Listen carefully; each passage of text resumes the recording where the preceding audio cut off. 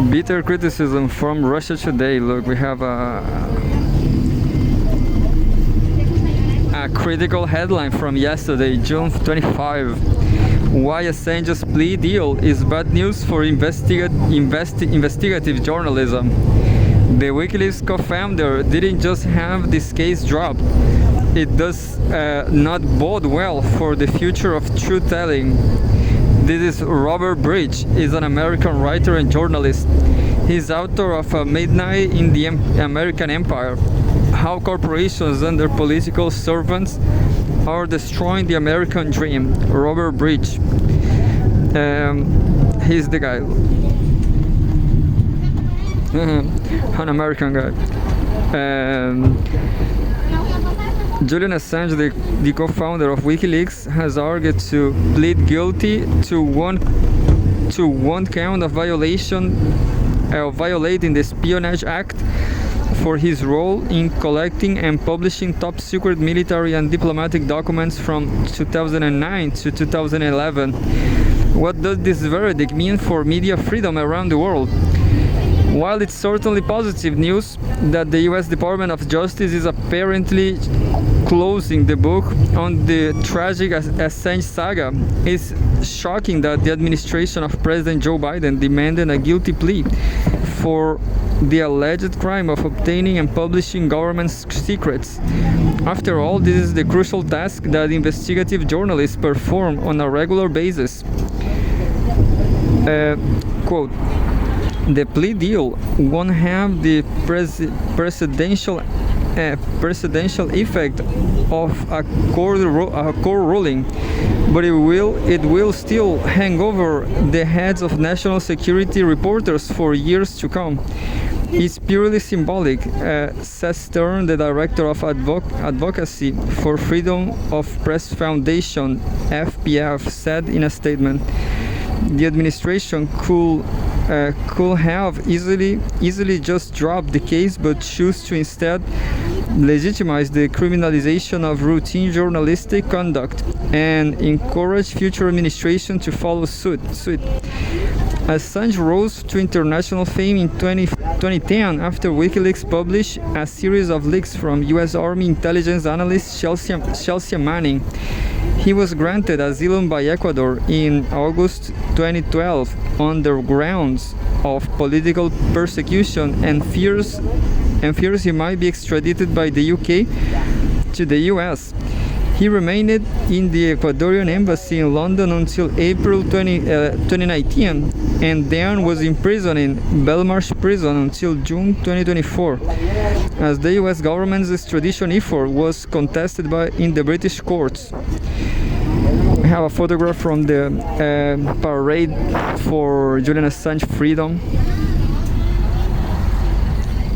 It's been maybe in total maybe it was 15 years something since he was imprisoned in the embassy. While a plea deal will avoid the worst case scenario for media liberties, it cannot be ignored that Assange was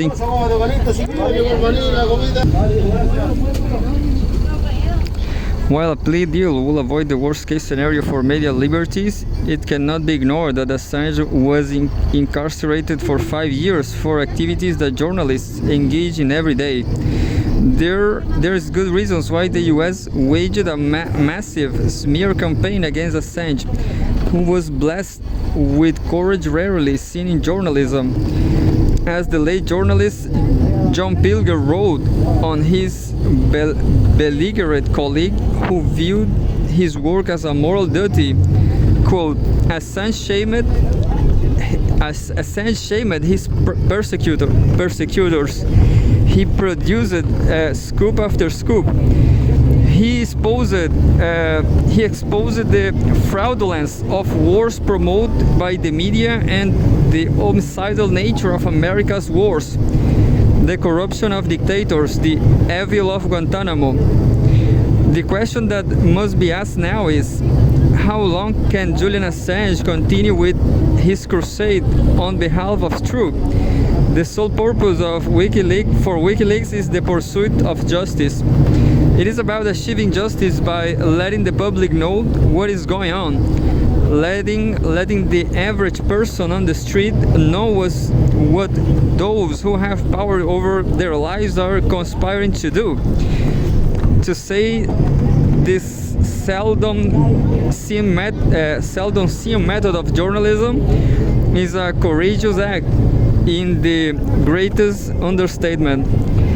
Case in point was the murder of 27-year-old Seth Rich, a former member of the Democratic National Committee, who was shot and killed on the street in Washington, D.C. on July 10, 2016, just weeks before the presidential election between Hillary Clinton and Donald Trump.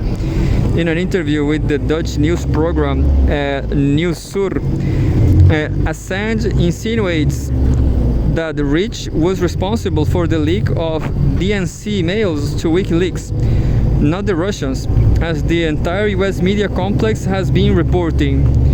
Quote, "There's a 27-year-old, he works for the DNC, who was shot in the back, murdered, just a few weeks ago for unknown reasons as he was walking down the street in Washington," Assange said. "I am suggesting that our sources take risks and they become concerned to see things occurring like that. We have to understand how high the stakes are in the United States, and our sources take serious risks. And that's why they come to us, so we can protect their anonymity." So what's going on in this case? WikiLeaks sell his guy. Anyway, no, this was a joke. I'm sorry. In an interview with Fox News' Hannity, he was asked, "So in other words, let me be clear, Russia did not give you the Podesta documents or anything from the DNC?" "That's correct," Assange responded. "To better appreciate the severity of the leak, the information found in the emails caused major harm to the Clinton campaign and has been cited as a potential contributing factor to her loss in the general election against Trump. It's worth pondering at this point in Assange's life whether he will continue fighting the powers that be, or take a long and much needed vacation from the dangerous world of truth-telling. Time will tell, but I've got a hunch that Julian Assange has only just begun to fight.